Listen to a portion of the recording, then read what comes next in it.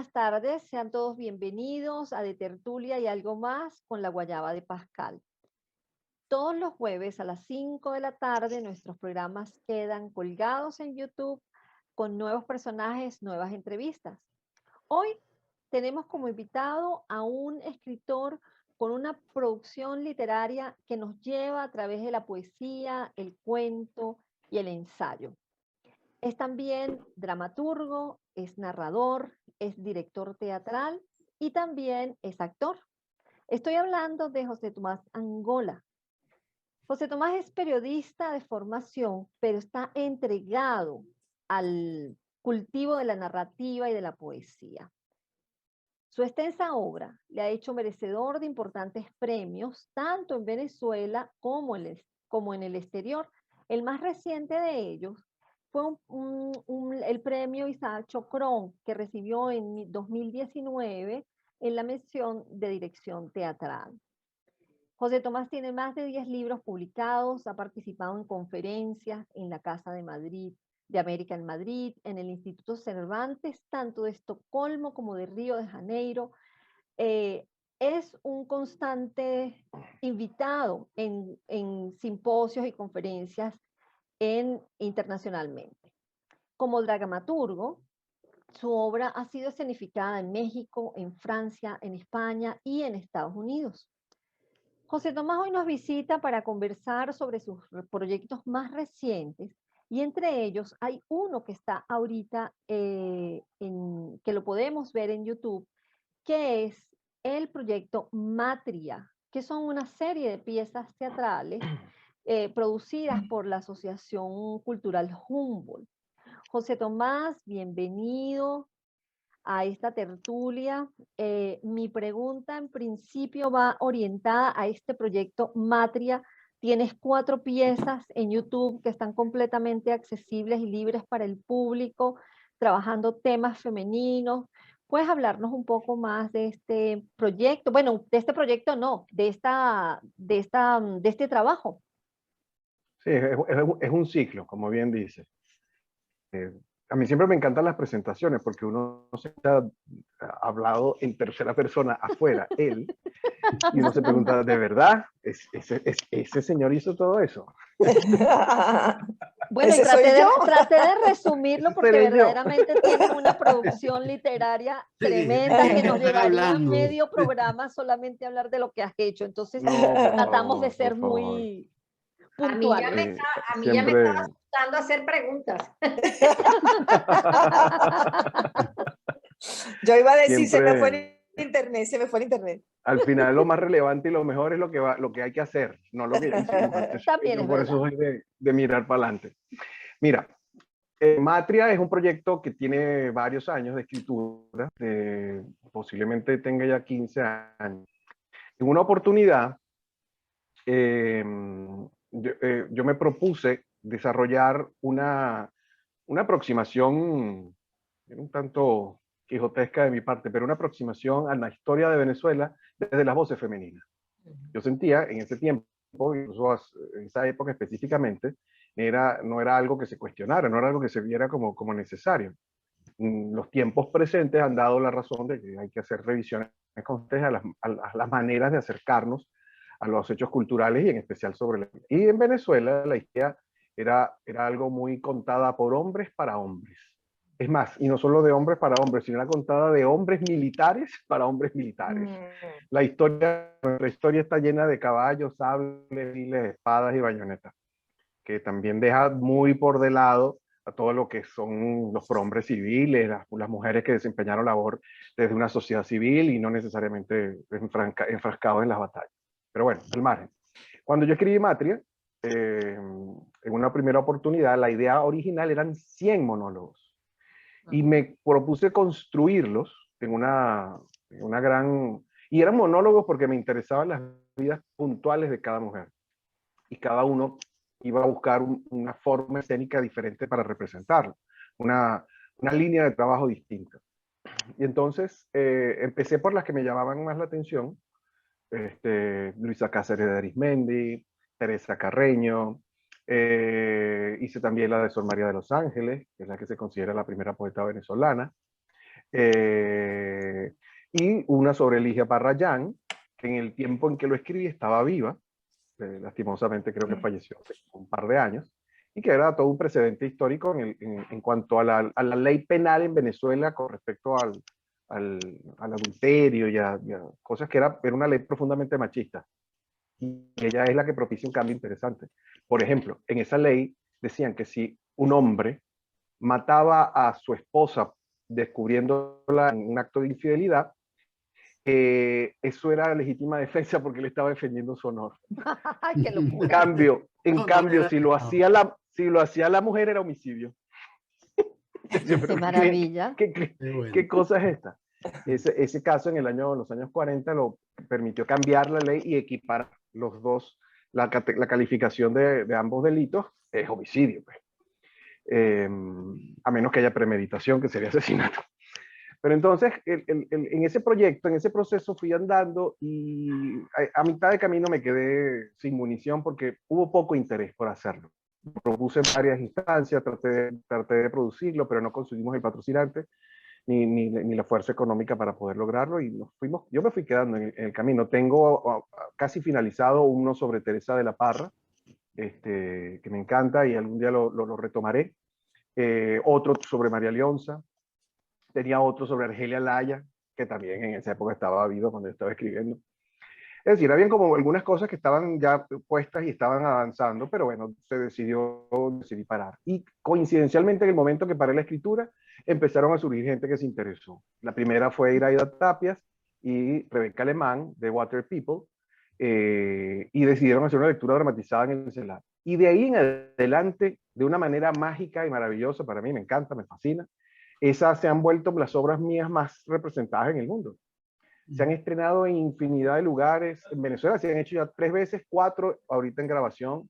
Lo han montado en Chicago, en el Festival Latino de Chicago. Lo han hecho en México, se hizo. Es decir, la obra de repente tuvo un esplendor y un interés gigantesco que casi me llevó a proponérselo a la Humboldt en esta última oportunidad.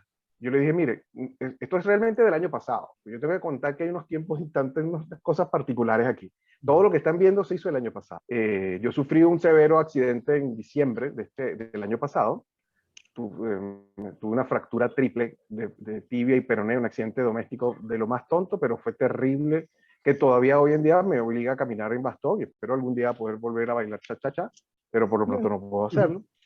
Había un proceso lento de recuperación con unas operaciones que todavía hay una en puerta para noviembre. Pero el asunto es que yo había hecho ese proyecto el año pasado, durante la pandemia, cuando nos vimos en la necesidad de seguir haciendo cosas, pero no podíamos salir a hacerlas en los teatros. Y tampoco queríamos hacer el streaming, por las deficiencias de conexión en Venezuela, por el internet, por las inhabilidades naturales que teníamos todos los venezolanos en el manejo de estas plataformas, claro. Y también por un tema de barrera económica, pues cuánto tendríamos que cobrar para poder hacerlo en streaming. Y pasaba algo que me costaba aceptar, que es que perdía calidad artística cuando lo haces en una dimensión como por ejemplo una plataforma que no está pensada para un evento escénico. No puedo usar escenografía, no puedo usar iluminación, no puedo usar vestuario. Y para un hecho como el teatro es algo terriblemente dañino. Entonces decidimos irnos por otra vertiente, que ha sido muy interesante, pero que no es propiamente teatro tampoco, que es grabar las obras.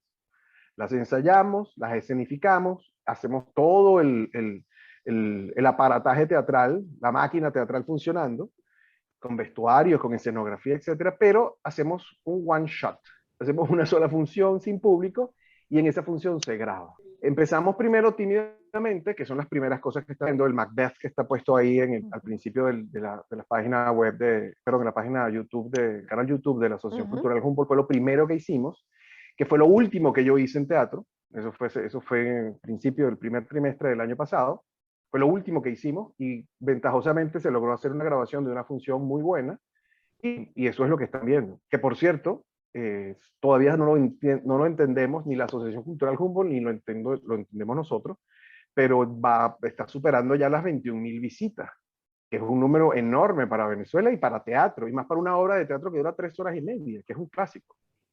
Algo ocurrió ahí. ¿Perdón?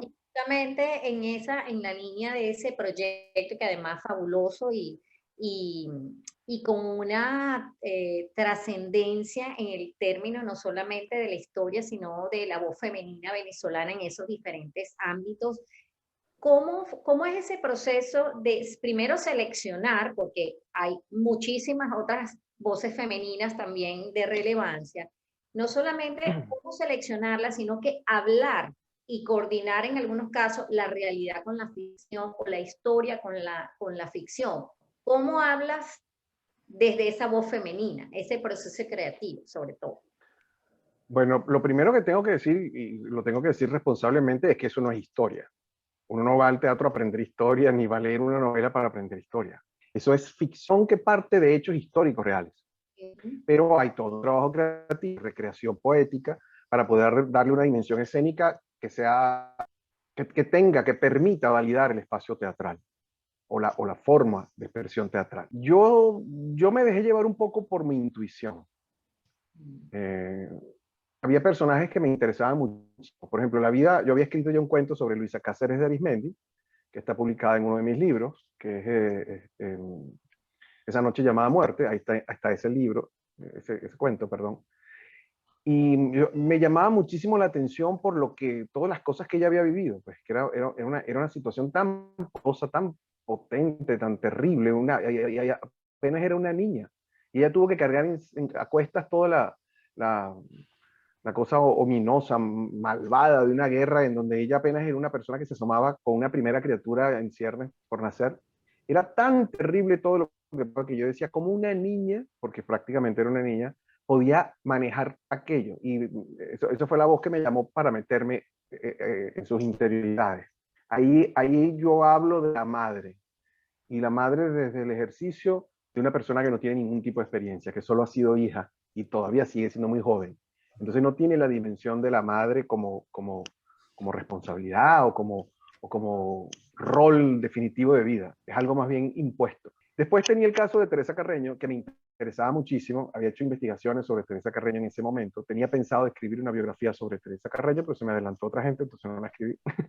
Pero que tenía que ver sobre todo sobre su dimensión como mujer en un mundo totalmente machista, que era el mundo de la música. Entonces hay anécdotas fascinantes de Teresa Carreño, que era una mujer de mucho temple, de mucho impulso, y por esas cosas de la vida, una vez en casa de mi querido Ramón, si él se acuerda de eso, yo me permitió en una cena conocer a unos descendientes de Teresa Carreño, que estaban ahí, eran como no sé, los tataranietos o algo así. No, un bisnieto. Bisnietos.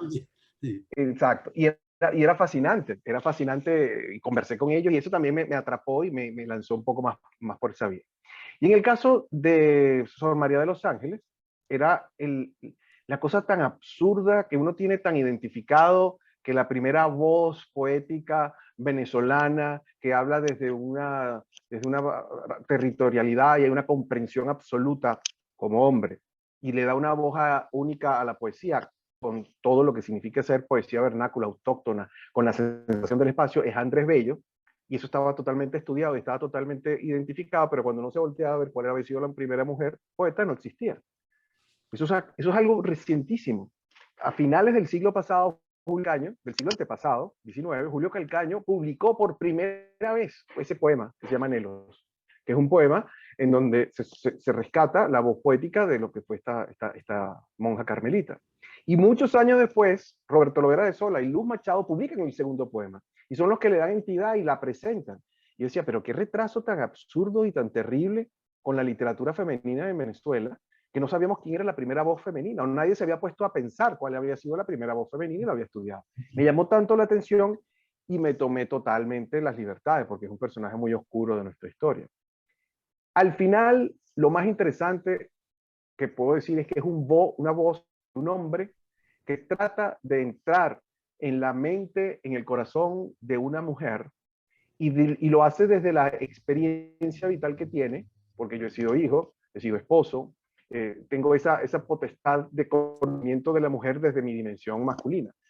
No he querido, en otras cosas, sustituirla. No es que mi voz privilegia un discurso que simplemente está dicho por una mujer. porque lo hemos probado muchas veces en escena, y son las mismas actrices las que llegan a apoderarse del texto y me dicen, algo ocurrió aquí que te puso a hablar como una mujer. Y Justo allí quería, y me voy a permitir interrumpirte en esa voz femenina y me voy a Luisa Cáceres de Arismendi en la interpretación de Neo Rodríguez, que de verdad fue para mí, primero yo no la conocía cuando fui a ver tu obra, ya yo había visto en el 2006, creo, 2007, había visto algunos de de los textos dramatizados en La Cabruja exacto. Sí, entonces fui a ver Luisa Cáceres con Neo Rodríguez, que no la conocía, fui por ti, porque bueno, además conocí el texto y me quedé impactada y recuerdo que una de las cosas que comentábamos era justamente cómo llegas tú a alcanzar unos textos de tal vivencia que, por supuesto, la actuación de ella de verdad que fue magistral, pero es que la fuerza de tus textos eran totalmente femeninos, era un torrente de entendimiento de esa emocionalidad femenina. Entonces, por eso me permití atajarte allí justo cuando hablabas de eso, porque para mí fue un gran impacto esa obra. Te voy a responder con un monólogo del Mercader de Venecia. Cuando están enjuiciando a Shylock y lo acusan de judío, como lo es, Shylock se defiende diciendo, ¿acaso yo no tengo ojos como ustedes que permitan ver? ¿Acaso yo no tengo oídos como ustedes para oír? No tengo boca, no tengo lengua. ¿Acaso mis manos, si las golpean y las hieren, no me duelen igual que a ustedes? Porque soy diferente que ustedes. Yo creo que el secreto está en que yo partí desde lo emocional, desde el ámbito emocional. Y en ese lugar, los seres humanos todos somos iguales, hombres y mujeres. La expresión de esa emocionalidad es lo que es diferente. Pero cuando uno radica la mirada en específicamente lo emocional, ahí estamos tocando tierra común, espacio común. El amor es amor para todos, hombres, mujeres, niños, viejos. El amor es amor. Y bajo ese paraguas creo que me permitió defenderme y buscar una expresión que, si bien, repito, no la sustituye, por lo menos se haga creíble. Se haga una voz que uno entienda que perfectamente es una voz que estaba dada por una mujer. Porque genuinamente lo que había por detrás era honesto, que era esa emoción. Y esa emoción sí la puedo decir que hay paridad, es exactamente igual en hombres y mujeres. Claro, pero es que era un parto, ese era un parto. Era un parto. Y yo no soy padre. Fíjate, yo no tengo hijos. Y una de las cosas que muchas veces alguien me comentó, me dijo, bueno, tú tuviste que estar presente en el parto de uno de tus hijos. Le digo, no, que yo no tengo hijos. Y yo nunca he estado presente en un parto. Pero había una lectura ¿sabes que hay algo también mágico en las artes? Las artes tienen una actividad de curación, porque es un ejercicio constante de ponerte en otros, de ponerte en los zapatos de otros, ponerte en la vida de otros. Es un ejercicio saludable constantemente que uno debería andar haciendo constantemente en la vida. Sé que suena un poco absurdo, pero uno debería andar por la vida viendo a la gente y tratando de entender qué le pasa, está triste, porque está, y tratando de sonar empáticamente con esa persona. No te imaginas cómo cambia dimensionalmente la vida. Dejas de estar en una isla encerrado, viviendo tus propios miedos y tus temores, y comienzas a compartirlo y darte cuenta que todos somos exactamente iguales, que estamos sufriendo y padeciendo por las mismas cosas, y que tenemos incluso maneras quizás diferentes de responder, pero que si pudiésemos escucharnos, si pudiésemos dialogar entre todos, qué enorme momentos de sanación tendríamos en sociedad. Las artes hacen eso. Las artes te obligan a vivir y a sufrir historias que no son tuyas, en una novela, en un cuento, en una obra de teatro, en una película. Cuando tú vas y te plantas frente a un cuadro en un museo que pintó alguien hace 3 siglos atrás y tratas de experimentar la emoción de ese hombre o esa mujer cuando pintó lo que está pintando, hay ahí un ejercicio en donde diluyes tiempo y espacio, casi cuántico, un salto cuántico. Estás al mismo nivel de la persona que 2 siglos antes lo hizo, lo provocó. Ahora, José Tomás, fíjate, me amarro de esa última frase tuya, de estar presente en la vida de otros. Tú haces ese ejercicio muy intencionalmente en esa noche llamada muerte, cuando recreas con la ficción y con la habilidad literaria que tienes en la narrativa, en la cuentística, que son los momentos de muerte de personajes tan importantes como José Stalin, como el Cid Campeador, como Lorca, y uno entra realmente. Mira, yo ese libro lo disfruté mucho, especialmente en los capítulos que tú le dedicas a esos episodios de los últimos momentos de estos personajes, que además son personajes que dan para ficción, para especulación y para todo lo que se le puede ocurrir a alguien, y tú te pones en su lugar, tú estás allí prácticamente como un testigo de la muerte, ¿no? Tú desafías aquello que decía Woody Allen, yo no le tengo miedo a morir, pero no quisiera estar presente cuando eso ocurra, ¿no? Tú estuviste presente cuando A mí no me ocurrieron gusta, estos pero la hechos. respeto. Sí, cuando ocurrieron estos hechos, ¿no? Háblanos un poquito de eso, porque es fascinante realmente ver qué pasó alrededor de cada uno de ellos cuando estaban pues, agonizando. Yo soy en eso helénico. Yo creo como creen los griegos. Las dos únicas cosas que importan en la vida es el amor y la muerte. Eros y Thanatos. O Thanatos.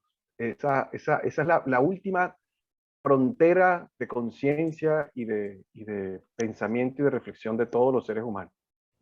Es la única certeza vital. Sabemos que vamos a morir. Es lo único de lo que estamos completamente seguros y no hay ningún tipo de duda. A mí ese tema especialmente me cautiva profundamente.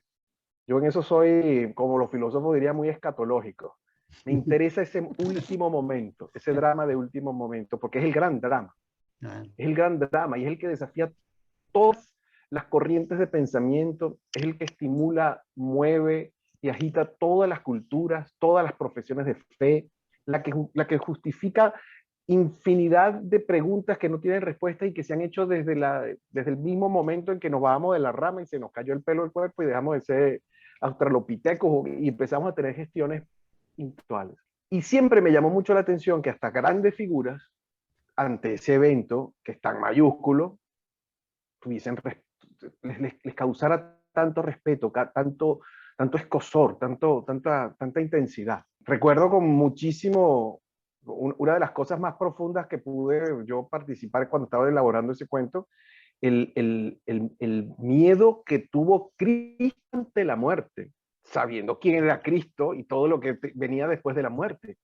Pero es que el trance fue tan superior para sus posibilidades, por su parte humana, que eso a mí me tenía muy perturbado. Y justamente ese libro fue casi un acto de catarsis, un acto en donde quise explorar con conciencia y con mucha seriedad el tema, aunque hay humor, hay drama, hay muchas facetas que se exploran en los cuentos. Realmente la palabra es que quise hacerlo muy rigurosamente, obviamente a historia, no estaba escribiendo historia, pero quería recrear esa última condición, esa sensación, esa emoción final de ese personaje en ese trance. Y eso es, como tú dices, un ejercicio de ponerse en los pies del otro. Correcto. Ese libro tiene para mí, bueno, es especialmente querido. Gran libro. Gracias. José Tomás, quería un poco saber, bueno, ya nos explicaste sobre el ciclo de Matria. Ahora, hay dentro de esas 100 personajes que tú hablaste femeninos que tú querías desarrollar o has desarrollado, ¿tienes algunas mujeres recientes que vayas tú a incluir en el desarrollo de esta temática? Sí, había unas que incluso yo fui sacando después porque obviamente ya alguien las atendió. Ahí estaba, en esa época estaba Sofía Inver, y Sofía Inver en el momento estaba viva, pues. Y ya después Javier asumió la escritura perdón, sí, Javier a través de la biografía de Diego. Pero la realidad es que hay un pequeño problema legal cuando uno toca personas que están vivas. que están vivas. Entonces, uno tiene que tener muchísimo cuidado cuando eso ocurre. Con el caso, por ejemplo, de Ligia Parrayán, siempre me ocurrió algo. Cuando fue incluso un día a una presentación que yo tuve en el Centro Cultural Chacao, perdón, en el Centro Cultural Santa Fe, cuando la hizo en una de las oportunidades que la había hecho Iraida Tapias y que estaba protagonizada o por Diana Carolina Ruiz o por Aymara Lorenzo, no recuerdo, que ella decidió utilizar solamente periodistas, no actrices. Y recuerdo que ella estaba en el público y venía con la familia y subió al escenario y la gente lo aplaudía, yo no la conocía a ella. Y para mí fue muy impresionante porque estaba justamente al lado de Carmen Manarino. Carmen Manarino fue una de nuestras grandes investigadoras y filólogas y trabajó muchos años, era licenciada de letras y una gran investigadora especializada en teatro, fue miembro de la Academia de la Lengua, ya lastimosamente falleció. Pero ella estaba presente ahí y ella me decía, pero esa no es la tuya. Decía, no, esta es la de verdad. Y recientemente, como anécdota, yo a fin de cuentas, como no creo haber incurrido en nada, vamos a llamarlo así, que fuese denigrante o que fuese oprobio a nadie o demante. Después que ella falleció y las veces que se han hecho, siempre aparece alguien de los familiares. Y para decir, eso no es así, eso no pasó así. Y en todas las oportunidades le digo, es verdad, eso no pasó así. Yo estoy de acuerdo. Por eso el personaje no se llama Ligia Parrayán. Está inspirado libérrimamente en la historia, pero ahí está todo cambiado. Ella solo se llama Ligia, pero está totalmente cambiada la historia, justamente para que, bueno, no se crea que se está hablando de ese personaje. Pero pasó incluso un programa con Carolina Jaime Branger, que ella le dijo, bueno, ya vengan, llamen por teléfono y vengan acá al programa si quieren tener, ¿cómo se llama eso? Cuando le das la oportunidad a alguien para que te responda en el periodismo. ¿Cómo se llama eso, Elsie? Eso es una oportunidad de réplica. Eso es una réplica. Réplica, Entonces, se me quedé en blanco. Entonces ahí justamente ella le dijo, pero la persona no quiso ir, ni quiso acercarse. Cuando uno puede demostrar que lo que inspira la creación de la pieza no es doloso, no tiene intentos económicos, lo que quiere incluso es promover difusión de cosas, de valores, bueno, obviamente, pero evidentemente estamos también en una época tan complicada que yo me imagino que todo el mundo jala por su lado. Y hablando, ¿A qué mujer escogerías en este momento como para cerrar esta parte de Lorena?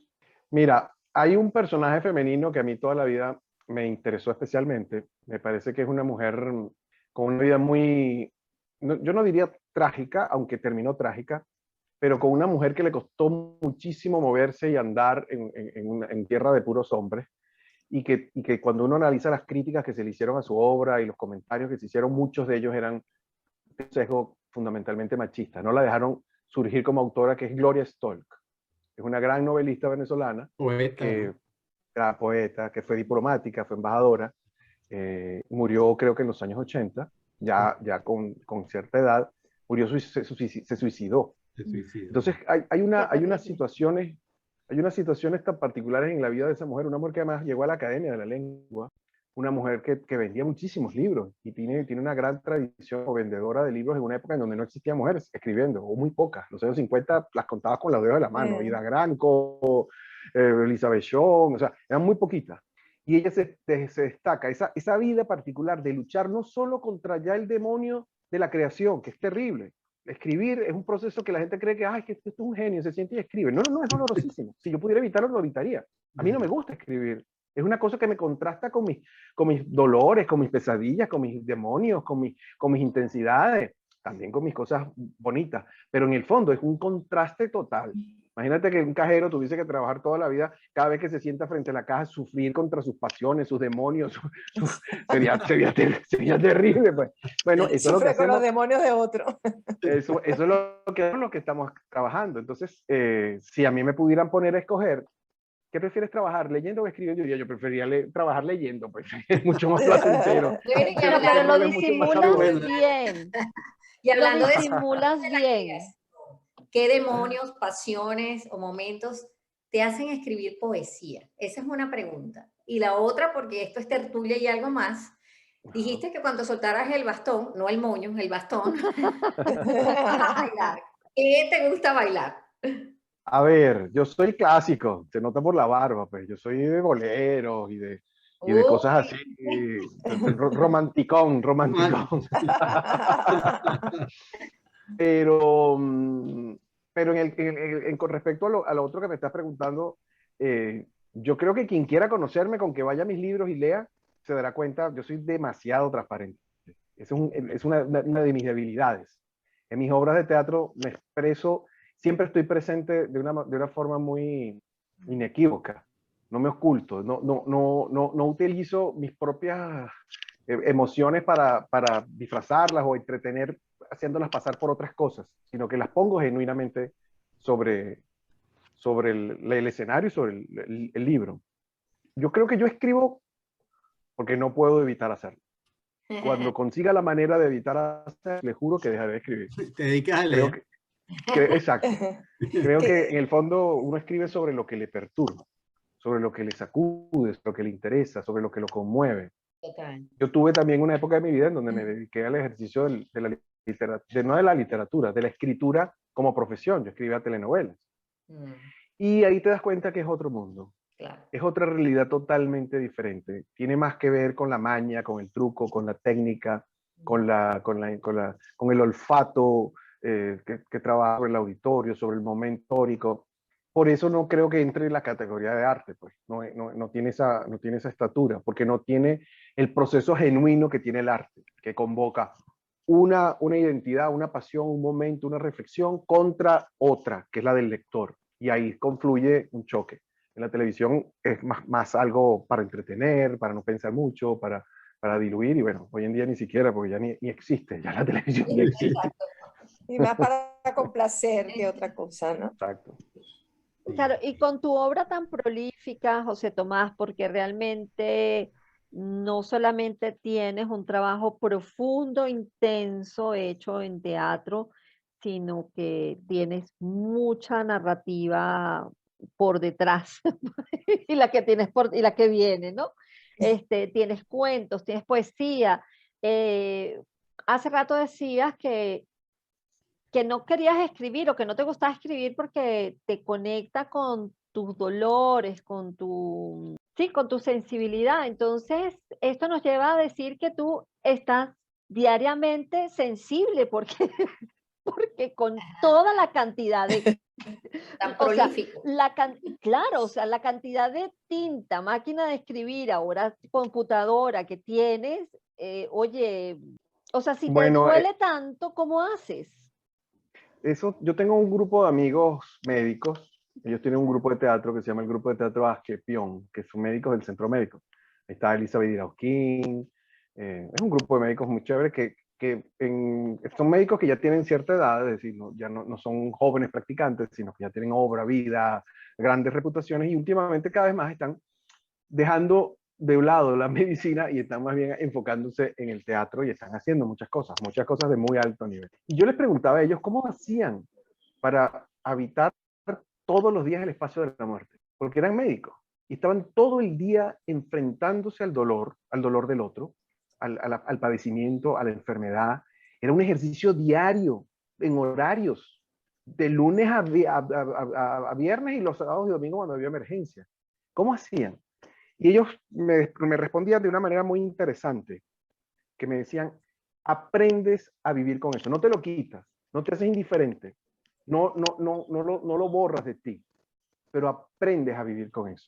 Y en el caso que me estás comentando sí, en efecto, yo vivo muy conectado con la sensibilidad y he logrado armonizar eso, porque la sensibilidad no solo está para sufrir, también está para el placer y el goce. Entonces, tanto me lanza para un lado como me lanza para el otro, es verdad. Pero si eso no existiese, si uno no tuviese esa antena para poder par con emoción lo que te está pasando alrededor, ¿cómo carrizo podríamos saber si estamos vivos? En ese péndulo emocional, ¿cómo queda tu entorno? Es decir, cuando estás en el dolor, cuando estás en la pasión, ¿cómo se abre ese entorno o cómo se afecta? Yo creo que soy bastante buen actor y llevo muy bien la procesión cuando la llevo por dentro. Y poco, porque yo también estoy claro que tengo una responsabilidad, es decir, yo no puedo afectar de los demás por lo que yo estoy viviendo y que me está afectando. Entonces, uno busca como matizarlo. Yo además, aunque parezca lo contrario, soy una persona muy, muy solitaria. El gran Ednodio Quintero decía que lo que debería desarrollar un gran escritor son las nalgas, porque si estás todo el tiempo sentado ahí es donde van a salir todos los callos, es verdad, tienes que estar sentado todo el día escribiendo, pues tienes que echarle pichón. Entonces yo creo que el ejercicio de la soledad me permite vivir un poco más mis procesos internos sin que salpiquen y afecten a la gente alrededor. Obviamente, sí, soy un tipo muy llorón, obviamente soy un tipo muy expansivo con la risa, o soy de pocos, de pocos arrestos para controlarme emotivamente cuando quiero demostrar algo afectuosamente. Pero bueno, también la edad a uno lo atempera. Era mucho más locato cuando joven, ahora soy más sosegado. Pero creo que sí, eso, todos lo vivimos de alguna manera. Todos tenemos este mismo proceso diariamente, y más en un país que está tan sensible. Yo siempre he dicho que los venezolanos, en lo que entramos a Maiquetía y entramos a Venezuela, nos quitan la piel. Entonces andamos como con la piel herida, como cuando te arrancas después de una quemadura, estás a piel viva, todo te duele, todo te afecta, y yo creo que eso es sano, porque nosotros habíamos perdido esa capacidad, habíamos perdido la capacidad de resonar por el otro, ya no nos estaba interesando el otro. Yo veo esas campañas que están en recolección de dinero y que hacen, y la gente que se solidariza y se une. A mí me parece que eso es sano, que eso es bueno, que eso nos está construyendo como mejor sociedad. Yo sé que ahorita es muy raro verlo así, y que todos estamos entrampados en una situación de dolor, de pesadumbre, de dura, de depresión, de momento terrible. Pero es ahí en donde tienes que apelar a lo más básico que tienes, porque si no te disuelves, la situación te lleva, te acorrala y te destruye. Tienes que aferrarte a lo único que es genuino en ti, y empiezas a conocer qué es lo esencial en ti, que es ese bastimento real para poder colgarte de eso, y que si te sueltas ya te perdiste. Eso es importantísimo, no todos en la vida tenemos esa posibilidad de descubrirlo. Y Claro. ahorita por un ejercicio forzado lo estamos haciendo. O sea, que para ti el dolor de alguna manera reconstruye o construye la solidaridad. Sí, y el dolor es algo que nos hermana. El rico y el pobre sufren igual.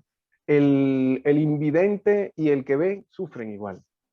El anciano y el joven sufren igual. Es decir, el dolor, como el amor, es un sitio en donde todos estamos iguales. Es un rasero. Esos son los raseros que uno tiene que entender en la vida. Por eso uno tiene que solidarizarse con el que tiene dolor. Porque sabes lo que le está pasando de verdad. Porque alguna vez lo has vivido. Cuando uno le da un pésame a alguien porque perdió un familiar, uno sabe lo que es eso. Uno ha perdido familiar. Y en ese instante está habitando el espíritu del otro. Y en ese momento mágico, si eres religioso podrás decir que místico, ocurre una fusión de cosas que no son ni carnales ni materiales, que es una cosa por arriba de todo, que es una unión espiritual de conciencias. Hay un momento de hermandad absoluta. Somos una sola criatura sintiendo lo mismo en ese momento, en el que tú simplemente le estás dando un pésame a alguien. Igual pasa con la alegría. En el momento de felicidad, dos personas que se encuentran en felicidad dejan de ser dos personas, son felicidad, es una sola entidad que está viviendo lo mismo y nos estamos hermanando desde esa dimensión. Eso es lo que yo creo que la vida es muy rápida y muy corta para perderla en pistoladas. Hay que buscar este tipo de cosas y hay que explorarlas, porque a fin de cuentas yo creo que eso es donde existe el sentido de la vida, porque donde vas a conseguir el sentido de la vida. Ya el dinero, los carros, las casas, sí, está bien, chévere, qué bueno, pero eso ya vendrá. Y si no viene, no importa, tampoco te hizo falta, de alguna manera lo resolviste. Pero lo otro te alimenta, lo otro es lo que te hace ser y lo que te hace estar. Correcto. Oye, qué bonito eso que hablas, José Tomás. Creo que es absolutamente inspirador.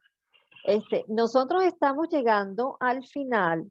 Ramón, no sé si querías preguntar algo. De todas maneras, yo tengo para ti una pregunta. O sea, me estoy metiendo antes que tú, Ramón. ¿En qué andas tú, José Tomás, últimamente? ¿Qué podemos esperar próximamente tuyo? libro, cuento, nueva obra, nueva Bueno, matria, nueva qué. libro está muy difícil. Yo soy viejito, a mí no me gustan mucho los libros digitales. Yo sé que no es, que está mal, que es un error, que soy demasiado retrógrado, que yo debería ver para adelante, es verdad. Pero tengo, como se pueden dar cuenta, yo vivo en un apartamento relativamente pequeño. Todo mi apartamento es una biblioteca, todo. La cocina, el baño, el cuarto, todo está lleno de estantes de libros y estantes de libros. Mi esposa, me encantaría que nos mudáramos a una casa más grande, Ramón lo sabe. Estamos tratando de gestionar eso porque de verdad llega un momento que abruma, ¿no? A mí me gusta el libro, será un fetiche, me gusta palparlo, me gusta el olor de las páginas, me gusta ojearlo, es una cosa placentera. Entonces, publicación no tengo pronto, tengo unos ofrecimientos y he estado saliendo en antologías y se me ha publicado ahorita en España, en 2 antologías en España me publicaron. Tengo libros yo, listos ya. Tengo al menos 2 poemarios listos. Tengo 3 novelas listas, que esas sí no van a salir porque no tengan oportunidad, sino porque al autor no le terminan de gustar. Tiene un problema, el autor tiene problemas, el autor es exageradamente estricto consigo mismo, pero es implacable, pues. No le perdona a uno al autor, se la tiene agarrada, entonces no quiere todavía que esas novelas salgan. Tengo unas obras de teatro que también están listas, que están por estrenarse, pero tengo tantas cosas al mismo tiempo que yo voy priorizando. Yo soy un hombre con hambre constante de cosas. Ahorita, por cierto, a principios de julio, el 1 de julio, acepté una nueva responsabilidad. Soy ahora director del Centro de Formación para el Teatro Escénica, que es una de las escuelas que queda en el Centro de Artes Integradas, allá en la Montaña Creativa, en Terraza del Ávila. Y bueno, es un proyecto que me tiene muy entusiasmado porque ese sitio es una maravilla, es un sitio precioso con unas instalaciones y unas posibilidades gigantescas y estoy como dedicado a eso. Y el 24 y 25 de julio, pero el 24 y 25 de julio, un grupo de muchachos, de jóvenes del grupo Rajatabla, se empeñaron en estrenarme una pieza que yo honestamente no creo que sea de mis mejores piezas, pero les gustó mucho y la van a estrenar en el Teatrix del Bosque, el sábado 24 y domingo 25 a las 5 de la tarde, y después creo que piensan hacer temporada en otro sitio. ¿Cuál es la pieza? Y se llama Y si no amanece, como en interrogación. Bien. Tremendo título. Creo que es lo mejor pieza el título. Es del año 2001, 2000, más o menos. Eso se estrenó en el Ateneo, en el viejo Ateneo, en el Ateneo de verdad, ya en la Plaza Morelos. El título es muy atractivo porque en este momento estamos justamente esperando un alba. Bueno, la obra es una comedia agridulce que juega con una historia, un personaje, se consigue en una calle aparentemente a medianoche un hombre y una mujer que están extraviados, no saben por qué están ahí. Y entonces, en esas instancias, aparece un ser que no sabemos realmente quién es y empieza a conspirar una historia cuántica entre qué hubiese pasado si esta persona esto y qué hubiese pasado si esta otra persona esto, pero atajado a la historia venezolana, a la historia de Venezuela contemporánea. Ocurre, uno de las figuras, se supone que después se entiende por historia, que está ubicado en 1958 y otra de las figuras está ubicado en 1989. Entonces, está en momentos particulares de la historia de Venezuela. Hay que verla, tiene muchos momentos de humor y después tiene una reflexión profunda sobre la soledad. Me gustan esos entrelazamientos cuánticos, además que las fechas, ya por lo que dijiste, le da a uno unas pistas y realmente muy interesante. Ramón, no sé, quiero cederte la palabra porque no te hemos dejado en realidad. No, mira, yo he disfrutado tanto esto que estoy aquí como un espectador, como dice José Tomás, leyendo el libro, disfrutando más que escribiendo. Ha sido magnífica tu presencia en La Guayaba, José Tomás. No, yo estoy agradecidísimo y bueno, además con gente querida y me encanta lo que hacen y me parece que es una manera de generar alicientes y alivios y esas gotas dulces que hacen falta del compartir, del establecernos como seres humanos que tenemos esa capacidad de resonar en los otros. Este es el tipo de instancias que uno tiene que procurar. Yo creo que esta sociedad va a sanar. Va a ser un proceso lento y va a ser un proceso largo. Ha sido costoso y ha sido doloroso, pero las cosas buenas duelen y cuestan. Así que Correcto. vamos Así para allá. es. Muchas Y estamos vivos y estamos aquí, sí. Parte de un Gra- ciclo. Gracias, José Tomás, de verdad que ha sido un placer inmenso y bueno, y esas palabras finales tan dulces como la guayaba. Sí, las palabras de, ya no hay cierre para hacer, José Tomás, tú te encargaste con ese mensaje esperanzador. A ustedes muchísimas gracias, muchas gracias otra vez, José Tomás, y nos vemos el próximo jueves.